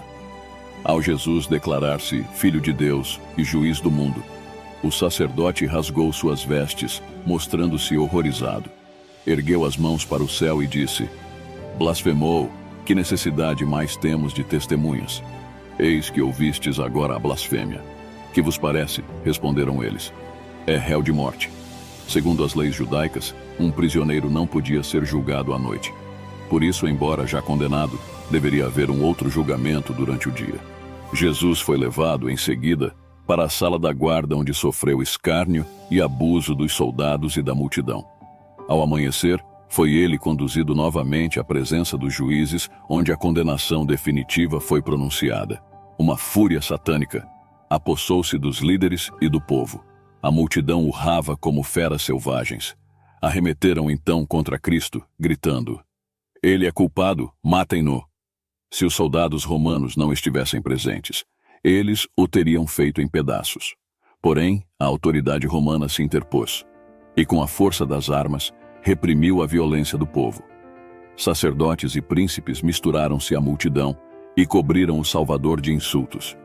Vestiram-no com um manto surrado e bateram-lhe no rosto, dizendo: Profetiza-nos, Cristo, quem é que te bateu? E, havendo-o despido, cuspiram-lhe no rosto. Os anjos de Deus registraram fielmente cada insulto, olhar, palavra e ato contra seu amado comandante. Um dia aqueles homens vis que escarneceram e bateram no rosto pálido e sereno de Cristo, contemplarão esse mesmo rosto mais brilhante do que o sol. Após ter sido condenado pelos juízes do Sinédrio, Cristo foi levado à presença de Pilatos, governador romano, para que a sentença fosse confirmada e executada. Os sacerdotes judeus não podiam entrar na sala de julgamento de Pilatos. De acordo com as leis cerimoniais, tal ato os tornava imundos e os excluía da participação da festa da Páscoa. Em sua cegueira, não viam que Cristo era o verdadeiro Cordeiro da Páscoa e que, ao rejeitá-lo, a grande festa havia perdido seu significado. Quando Pilatos olhou para Jesus, notou nele um homem de aspecto nobre e de porte digno. Em seu semblante não havia nenhuma expressão de delito. Voltando-se para os sacerdotes, perguntou: Que acusação trazeis contra este homem? Seus acusadores, que não desejavam entrar em pormenores, não estavam preparados para essa pergunta. Sabiam que não possuíam nenhuma evidência confiável para que o governador romano condenasse Jesus. Então, suscitaram contra ele falsas testemunhas que disseram: Encontramos este homem pervertendo a nossa nação, vedando pagar tributo a César e afirmando ser ele o Cristo, o Rei. Isso era mentira, pois Cristo havia claramente sancionado o pagamento de tributo a César. Quando os escribas interrogaram-no sobre essa questão, tentando armar-lhe uma cilada, respondeu: Daí, pois, a César o que é de César e a Deus o que é de Deus. Pilatos não se deixou enganar pelo depoimento das falsas testemunhas. Voltou-se para o Salvador e perguntou: És tu o rei dos judeus? Respondeu-lhe Jesus: Tu o dizes. Ao ouvirem essa resposta, Caifás e os que o acompanhavam apelaram para o testemunho que o próprio Pilatos acabava de ouvir dos lábios de Jesus, de que ele era, de fato, culpado do crime de que o acusavam. Em altos brados, pediram sua condenação à morte. Como Cristo nada respondesse aos seus acusadores, Pilatos lhe disse: Nada respondes? Vê quantas acusações te fazem. Jesus, porém, não respondeu. Pilatos estava perplexo. Não havia encontrado qualquer indício de crime em Jesus, e não confiava naqueles que o acusavam. O porte nobre e a conduta discreta do Salvador contrastavam diretamente com a exaltação e fúria de seus acusadores. Isso impressionou o governador a ponto de convencê-lo da inocência de Cristo. Esperando ouvir dele a verdade, chamou-o para perto de si e perguntou: És tu o rei dos judeus? Cristo não respondeu diretamente a essa pergunta, mas devolveu-lhe outra pergunta: Vem de ti mesmo esta pergunta, ou te disseram outros a meu respeito? O Espírito de Deus estava operando no coração de Pilatos. A pergunta de Jesus tinha o objetivo de levá-lo a examinar mais profundamente seu coração. Pilatos entendeu o significado da pergunta, e seu próprio coração abriu-se ante ele, sentindo a alma agitar-se pela convicção. Nesse momento, porém, um sentimento de orgulho apoderou-se dele, e voltando-se para Jesus, disse-lhe: Porventura sou judeu? A tua própria gente e os principais sacerdotes é que te entregaram a mim. Que fizeste? A grande oportunidade de Pilatos havia passado. Contudo, Jesus desejava que o governador compreendesse que ele não viera para ser um rei da terra e por isso disse-lhe: O meu reino não é deste mundo. Se o meu reino fosse deste mundo, os meus ministros se empenhariam por mim, para que não fosse eu entregue aos judeus. Mas agora o meu reino não é daqui. Então lhe disse Pilatos: Logo tu és rei? Respondeu Jesus: Tu dizes que sou rei. Eu para isso nasci e para isso vim ao mundo, a fim de dar testemunho da verdade. Todo aquele que é da verdade ouve a minha voz. Pilatos tinha desejo de conhecer a verdade. Sua mente estava confusa. Avidamente apanhou as palavras de Cristo e seu coração comoveu-se com o desejo de conhecer e obter a verdade. Então perguntou a Jesus: "Que é a verdade?" Mas não esperou pela resposta. Fora do tribunal, a turba chegou ao máximo da agitação e tumulto. Os sacerdotes clamavam por uma ação imediata, e Pilatos teve que voltar-se para os interesses do momento. Dirigindo-se ao povo, declarou: "Eu não acho nele crime algum." Essas palavras, vindas dos lábios de um juiz gentil, eram uma reprovação esmagadora da perfídia e falsidade dos príncipes de Israel, que incriminavam o Salvador. Quando os sacerdotes e anciãos ouviram o juízo de Pilatos, sua decepção e fúria não conheceram limites. Há muito tempo haviam planejado e esperado por essa oportunidade. Quando viram que havia possibilidade de libertação de Jesus, estavam a ponto de dilacerá-lo. Descontrolados e irracionais, prorromperam em terríveis imprecações, comportando-se como verdadeiros demônios. Aos gritos, denunciaram Pilatos, ameaçando-o de censura por parte do governo romano. Acusaram-no de recusar-se condenar alguém que eles afirmavam ter se insurgido contra César. Então se puseram a clamar. Ele alvoroça o povo, ensinando por toda a Judeia, desde a Galileia, onde começou, até aqui. Até ali, Pilatos não havia pensado em condenar Jesus, pois estava certo de sua inocência. Mas quando ouviu que Cristo era da Galileia, decidiu enviá-lo a Herodes, o governador daquela província, o qual se encontrava então em Jerusalém. Através dessa manobra, Pilatos pensou em transferir a responsabilidade de suas mãos para as de Herodes. Jesus estava extenuado pela fome e exausto pela falta de sono. Além disso, sofria pelo tratamento cruel que havia recebido. Mesmo assim, Pilatos devolveu-o aos soldados, e ele foi arrastado entre os insultos e zombaria da impiedosa plebe. Herodes nunca havia se encontrado com Jesus, mas há muito desejava vê-lo e testemunhar seus maravilhosos milagres. Quando o Salvador foi conduzido à sua presença, a turba se agitou, acotovelando-se. Gritavam coisas diferentes, produzindo um vozerio confuso. Herodes ordenou silêncio, pois desejava interrogar o prisioneiro. Comovido e curioso, olhou o rosto pálido de Jesus. Viu nele traços de profunda sabedoria e pureza. Estava convencido, assim como Pilatos, de que somente a maldade e a inveja eram os únicos motivos que levaram os judeus a acusá-lo. Compeliu-o, então, Herodes a operar um de seus milagres diante dele, com a promessa de que o soltaria se assim fizesse. Deu ordens para que viessem pessoas paralíticas e deformadas, para que Cristo as curasse. O Salvador, porém, manteve-se impassível como se nada estivesse ouvindo ou vendo. O Filho de Deus havia assumido em si mesmo a natureza humana e cumpria-lhe agir como homem em idênticas circunstâncias. Entretanto, não operaria um milagre para meramente satisfazer a curiosidade ou salvar a si mesmo da dor e humilhação a que homens em situações semelhantes teriam que se sujeitar. Seus acusadores tremeram quando Herodes pediu-lhe um milagre. Uma das coisas que mais temiam era a manifestação do poder divino que já tinham presenciado em Cristo. Tal manifestação seria um golpe mortal em seus planos e talvez lhes custasse a própria vida. Por isso, irromperam em gritos, atribuindo os milagres de Jesus ao poder de Belzebu, o príncipe dos demônios. Aquele ouvido que sempre estivera atento a clamores da miséria humana, achava-se agora surdo à ordem de Herodes. Aquele coração, que sempre se comovia com o apelo do mais vil dos pecadores, fechou-se ao rei presunçoso, que não sentia necessidade de um salvador. Irado, Herodes voltou-se para a multidão e declarou Jesus um impostor.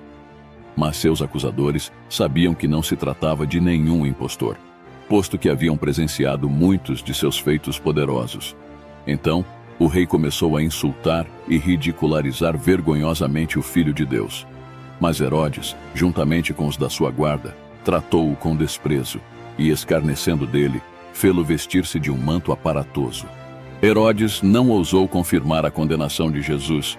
Desejava livrar-se daquela terrível responsabilidade e, então, enviou-o de volta a Pilatos. Quando os judeus voltaram da presença de Herodes trazendo Jesus de volta ao tribunal, Pilatos ficou muito aborrecido e perguntou-lhes o que queriam que ele fizesse. Lembrou-lhes de que já o havia interrogado e não encontrara nenhuma culpa nele. Recordara-lhes as acusações que fizeram contra ele, mas nenhuma prova convincente fora apresentada para confirmar uma única acusação. Conforme foi mencionado anteriormente, levaram-no à presença de Herodes, que era judeu como eles mesmos, e ele nada encontrou para que fosse condenado à morte. Contudo, para apaziguar os acusadores, Pilatos disse: "Portanto, após castigá-lo, soltá-lo-ei."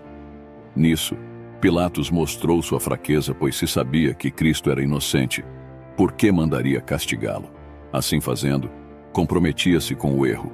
Os judeus não mais esqueceram disso durante o julgamento.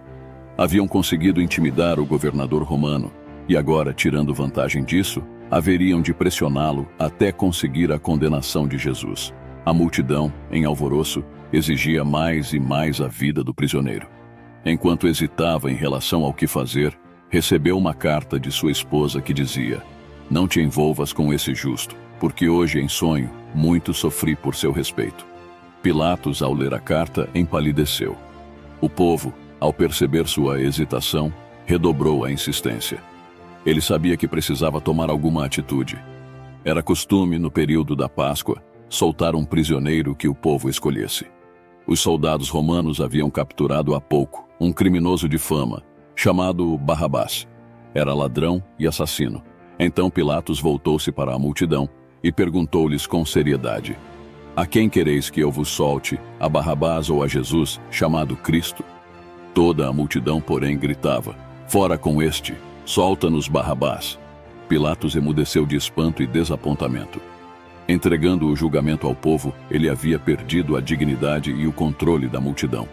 Daí em diante, tornou-se apenas um joguete nas mãos do povo. Eles o levavam aonde queriam. Então perguntou: "Que farei então de Jesus, chamado Cristo? Seja crucificado." Responderam todos: "Que mal fez ele?" perguntou Pilatos. Porém cada vez clamavam mais: "Seja crucificado." Quando ouviu o grito terrível: "Crucifica-o!", o rosto de Pilatos empalideceu. Ele não imaginara tal desfecho. Repetidas vezes havia declarado Jesus inocente, contudo o povo insistia em que ele sofresse a mais cruel de todas as mortes. Outra vez perguntou: "Que mal fez ele?" E outra vez o terrível grito ecoou nos ares: "Crucifica-o!" Pilatos fez o último esforço para despertar-lhe simpatia. Mandou que tomassem a Jesus, completamente exausto e coberto de feridas, e o açoitassem na presença de seus acusadores. Os soldados, tendo tecido uma coroa de espinhos, puseram-lhe na cabeça e vestiram-no com um manto de púrpura. Chegavam-se a ele e diziam: "Salve, Rei dos Judeus!", e davam-lhe bofetadas. Cuspiram nele, e uma perversa mão arrancou a vara que lhe haviam posto nas mãos, e com ela golpeou-lhe a coroa em sua fronte, a ponto de os espinhos penetrarem em suas têmporas e o sangue jorrar pelo rosto e barba. Satanás liderava os soldados cruéis em seus abusos contra Jesus. Queria incitá-lo a algum tipo de vingança, se possível, ou levá-lo a operar um milagre para livrar a si mesmo e assim frustrar o plano da salvação. Uma única mancha em sua vida humana, ou uma única falha em suportar o terrível teste e o Cordeiro de Deus, seria uma oferta imperfeita e a redenção do homem teria fracassado. Aquele, porém, que podia comandar as hostes celestiais e chamar em seu auxílio legiões de anjos, sendo que apenas um deles seria suficiente para subjugar a turba cruel, que poderia ter lançado por terra seus atormentadores com apenas um raio de sua divina majestade, submeteu-se a todas as afrontas e ultrajes com uma compostura digna e humilde. Assim como os atos de seus torturadores os envilecia à semelhança de Satanás, a mansidão e a paciência de Jesus exaltavam-no acima da humanidade e provavam que ele era filho de Deus. Pilatos comoveu-se profundamente com a paciência e a resignação do Salvador. Pediu que introduzissem a Barrabás na sala do julgamento e então colocou os prisioneiros lado a lado. Apontando para Jesus, disse em tom solene: "Eis o homem. Eis que eu vou-lo apresento, para que saibais que eu não acho nele crime algum." Ali estava o Filho de Deus, com o manto escarlate e a coroa de espinhos. Desnudo até a cintura, exibia nas costas os vergões extensos e cruéis dos quais o sangue fluía livremente. Seu rosto, manchado de sangue, trazia as marcas da completa exaustão e dor, mas nunca parecera mais belo. Cada traço expressava bondade e resignação e a mais terna piedade para com seus algozes cruéis. Em chocante contraste, achava-se o outro prisioneiro em cujas feições mostrava o criminoso empedernido que era. Entre os espectadores, havia alguns que simpatizavam com Jesus. Mesmo os sacerdotes e príncipes estavam convictos de que ele era quem dizia ser, mas não se renderam. Haviam induzido a turba a uma fúria insana, e novamente os sacerdotes, os príncipes e o povo gritaram: "Crucifica-o! Crucifica-o!"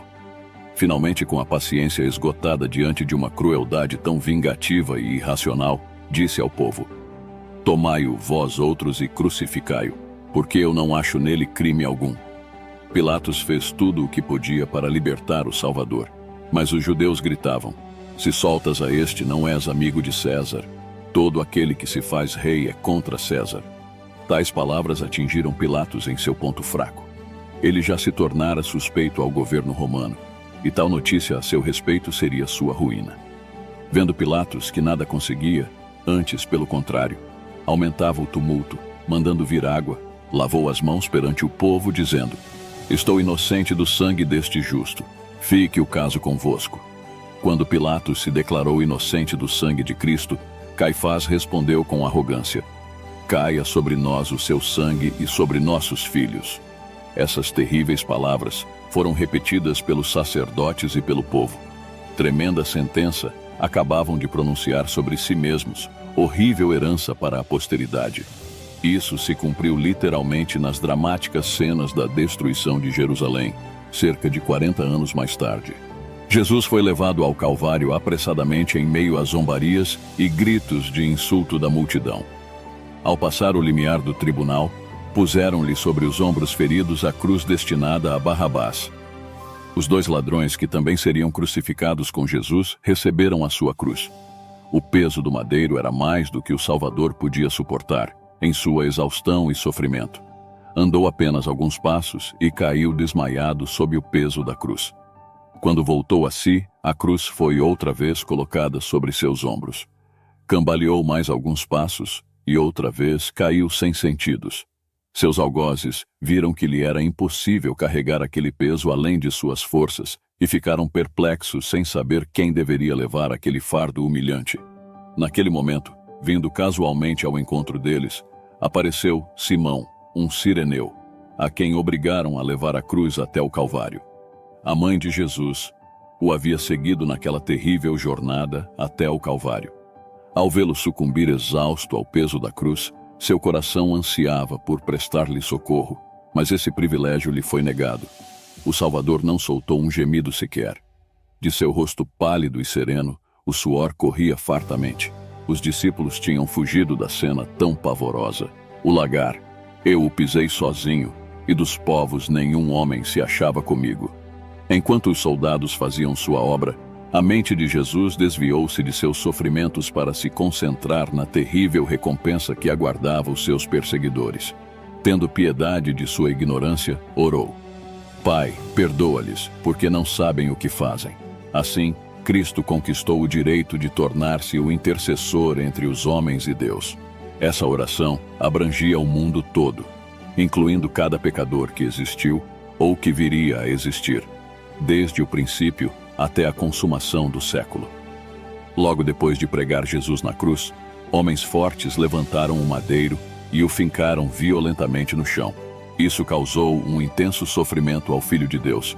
Pilatos escreveu então um letreiro em latim, grego e hebraico, o qual mandou afixar em cima da cruz, para que todos pudessem ler: "Jesus Nazareno, o Rei dos Judeus." Os soldados dividiram entre si as vestes de Jesus, mas, como sua túnica era sem costura, contenderam por ela e finalmente fizeram um acordo de que deveriam lançar a sorte para ver quem a levaria. O profeta de Deus já havia predito esse incidente nas Escrituras: "Cães me cercam, uma súcia de malfeitores me rodeia, traspassaram-me as mãos e os pés, repartem entre si as minhas vestes, e sobre a minha túnica deitam sortes. Assim que Jesus foi erguido na cruz, desenrolou-se uma terrível cena.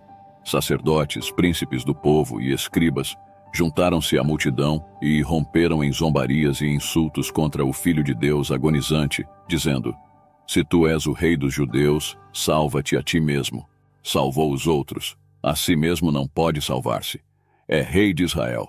Desça da cruz e creremos nele. Confiou em Deus, pois venha livrá-lo agora se de fato lhe quer bem, porque disse: Sou filho de Deus. Ao entregar sua preciosa vida, Cristo não teve a alegria do triunfo para animá-lo. Seu coração encontrava-se oprimido pela angústia e ferido pela tristeza. Mas não era o medo da morte a causa do seu sofrimento, e sim o peso esmagador do pecado do mundo que o separava do amor de seu Pai. Isso foi o que quebrantou o coração do Salvador, a tal ponto que determinou sua morte antes do tempo previsto. Cristo sentiu a angústia que os pecadores hão de sentir quando tiverem consciência de sua culpa e reconhecerem estar para sempre excluídos da paz e da alegria do céu. A própria natureza simpatizou com aquela cena. O sol, que até o meio-dia havia brilhado no firmamento, negou seu brilho de repente. Em volta da cruz, tudo ficou mergulhado em trevas, como se fosse a hora mais escura da noite. Essa escuridão sobrenatural durou 3 horas completas. Um terror indizível se apossou da multidão. As zombarias e imprecações cessaram completamente, e homens, mulheres e crianças caíram por terra cheios de pavor. À hora nona, as trevas se dissiparam de sobre o povo, mas ainda envolvia o Salvador como um manto. Raios flamejantes pareciam arremessar-se sobre ele, ali pendurado na cruz. Foi então que exclamou em um grito desesperado: Deus meu, por que me desamparaste? Nesse ínterim, as trevas haviam baixado sobre Jerusalém e as planícies da Judéia. Todos os olhos se voltaram para a cidade condenada e viram os raios ameaçadores da ira de Deus sendo arrojados contra ela. De repente, a escuridão sobre a cruz se dissipou e, com voz clara e poderosa que parecia ressoar por toda a criação, Jesus exclamou: Está consumado. Pai, nas tuas mãos entrego o meu espírito. Depois, curvando a cabeça sobre o peito, expirou. Outra vez, as trevas baixaram sobre a terra e se ouviu um estrondo como um poderoso trovão acompanhado de um terremoto. Quando Cristo morreu na cruz do Calvário, abriu-se um caminho novo e vivo, destinado tanto aos judeus quanto aos gentios. Os anjos se alegraram quando o Salvador exclamou: Está consumado. O grande plano da redenção havia sido cumprido. Através de uma vida de obediência, os filhos de Adão poderiam finalmente ser exaltados à presença de Deus. Satanás havia sido derrotado e sabia que seu reino estava perdido. O Salvador havia sido condenado por crime de conspiração contra o governo romano. Pessoas que eram executadas por esse motivo tinham que ser sepultadas à parte em um local destinado a tais criminosos. João, o discípulo amado, estremeceu ante a ideia de que o corpo de seu amado mestre pudesse ser levado pelos insensíveis soldados romanos e sepultado em um lugar de desonra. Mas ele não podia evitar isso, e tampouco tinha alguma influência junto a Pilatos. Nesse momento de indecisão, Nicodemos e José de Arimateia, homens ricos e de influência, vieram para ajudar os discípulos. Ambos eram membros do Sinédrio e conhecidos de Pilatos, e decidiram que o Salvador seria sepultado com as devidas honras. José foi à presença de Pilatos e pediu corajosamente o corpo de Jesus. Pilatos, depois de haver se informado de que Jesus estava realmente morto, concedeu-lhe o pedido. Com delicadeza e reverência, removeram da cruz, com suas próprias mãos, o corpo de Cristo. Lágrimas de compaixão fluíam livremente ao contemplarem o corpo ferido e dilacerado do Mestre. José possuía um sepulcro novo, talhado na rocha. Ele o havia construído para seu próprio uso, mas agora o destinara a Jesus. O corpo, com as especiarias trazidas por Nicodemos, foi cuidadosamente envolto em um lençol de linho, e o Redentor foi levado à sepultura. A entrada do sepulcro havia sido fechada com uma grande pedra, e a máxima segurança e cuidado foram empregados para guardar o túmulo. O selo do Império Romano fora colocado de tal maneira que a pedra não poderia ser removida sem rompê-lo.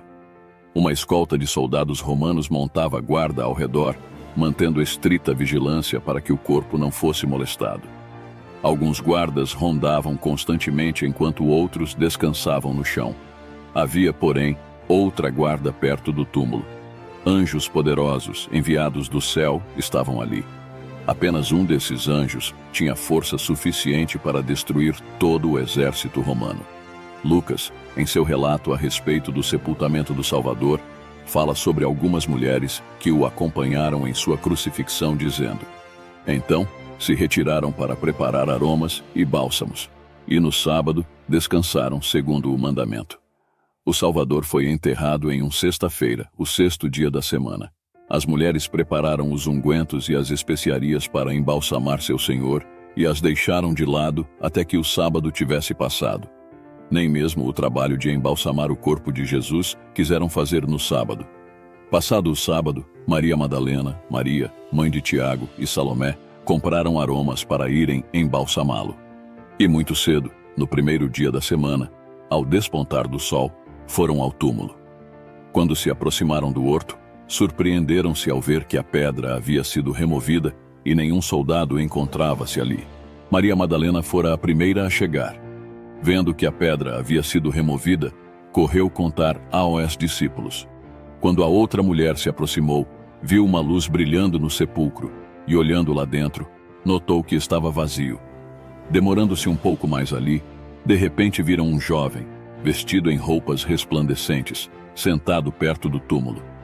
Era o anjo que havia removido a pedra. Com medo tentaram fugir, mas ele lhes disse: não temais, porque sei que buscais Jesus, que foi crucificado. Ele não está aqui. Ressuscitou, como tinha dito. Vinde ver onde ele jazia. E depois, depressa, e dizei aos seus discípulos que ele ressuscitou dos mortos e vai adiante de vós para a Galileia. Ali o vereis. É como vos digo. Quando as mulheres olharam novamente para o túmulo, viram outro anjo reluzente, que lhes perguntou: por que buscais entre os mortos ao que vive? Ele não está aqui, mas ressuscitou. Lembrai-vos de como vos preveniu, estando ainda na Galileia, quando disse: importa que o Filho do Homem seja entregue nas mãos de pecadores, e seja crucificado, e ressuscite no terceiro dia. Maria estivera ausente daquela cena, e voltava agora em companhia de Pedro e João. Quando eles retornaram a Jerusalém, ela permaneceu no local da sepultura. Não suportava a ideia de sair dali sem antes saber o que havia acontecido com o corpo do seu Senhor. Enquanto chorava, ouviu uma voz que lhe disse: mulher, por que choras? A quem procuras? Seus olhos velados de lágrimas impediram-na de reconhecer quem lhe falava. Pensou que se tratava do jardineiro e lhe disse em tom de súplica: Senhor, se tu o tiraste, dize-me onde o puseste, e eu o levarei. Enxugando depressa as lágrimas, reconheceu diante de si o Salvador. Em sua alegria, esquecendo-se de que ele havia sido crucificado, estendeu-lhe as mãos dizendo: Rabi, que quer dizer mestre. Jesus, porém, lhe disse: não me detenhas, porque ainda não subi para meu Pai, mas vai ter com os meus irmãos e dize-lhes: subo para meu Pai e vosso Pai, para meu Deus e vosso Deus. Todo o poder no céu e na terra foi então dado ao príncipe da vida. E ele retornou aos seus discípulos neste mundo pecaminoso, a fim de lhes comunicar seu poder e sua glória. Depois da ressurreição, Jesus apareceu a muitas pessoas, além de seus discípulos, com o propósito de fortalecer a fé dessas pessoas. Tudo que estava escrito sobre ele foi cumprido. Hoje, por meio dele, de seus atos de fé e obediência, a humanidade tem a esperança de chegar a Deus por meio de Jesus. Temos o exemplo de como ser melhor. Por meio de Jesus, conseguimos alcançar redenção, justificação, santificação e glorificação. O ser humano sem Jesus está condenado. Por isso, devemos crer e obedecer a seus mandamentos para que sejamos conhecidos como filhos de Deus, chamados pelo seu propósito. Espero que você tenha aprendido sobre a vida de Jesus. Tentei abordar aqui os principais fatos da história. Deixe seu comentário sobre o que você achou. Deus abençoe sua vida. Se você ainda não aceitou Jesus como seu Salvador, ainda dá tempo, arrependa-se. Ele pode mudar seu futuro, sua história. Ele pode tirar de você toda a tristeza, toda a solidão, e te proporcionar o que você precisa. Entra no teu quarto, fecha a porta e fala com Deus. Ele vai te ouvir. Deus abençoe. Se você gostou do vídeo, não esqueça de curtir e se inscrever no canal.